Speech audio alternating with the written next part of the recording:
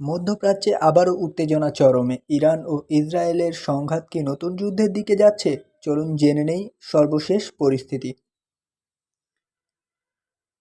সম্প্রতি ইরান ও ইসরায়েলের মধ্যে সরাসরি ও পরোক্ষ হামলা বেড়েছে। ইসরায়েলের বিভিন্ন স্থানে হামলার অভিযোগ উঠেছে, যার জবাবে কঠোর অবস্থান নিয়েছে ইসরায়েল সরকার।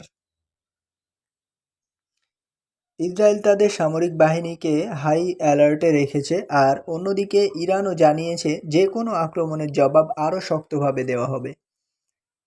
এই সংঘাতে জড়িয়ে পড়েছে মধ্যপ্রাচ্যের অন্যান্য অঞ্চলও, বিশেষ করে লেবানন ও গাজা সীমান্তে উত্তেজনা আরও বেড়েছে। এদিকে বিশ্ব নেতারা পরিস্থিতি শান্ত করার আহ্বান জানাচ্ছে, তবে এখনও পর্যন্ত কোনো স্থায়ী সমাধানের ইঙ্গিত পাওয়া যায়নি। এই সংঘাতের সবথেকে বড় ভুক্তভোগী সাধারণ মানুষ। প্রতিদিন বাড়ছে হতাহত ও ক্ষয়ক্ষতি। পরিস্থিতি কোন দিকে যাচ্ছে তা এখনই বলা কঠিন, তবে পুরো বিশ্ব তাকিয়ে আছে মধ্যপ্রাচ্যের দিকে। আপডেট পেতে আমাদের চ্যানেলটি সাবস্ক্রাইব করুন।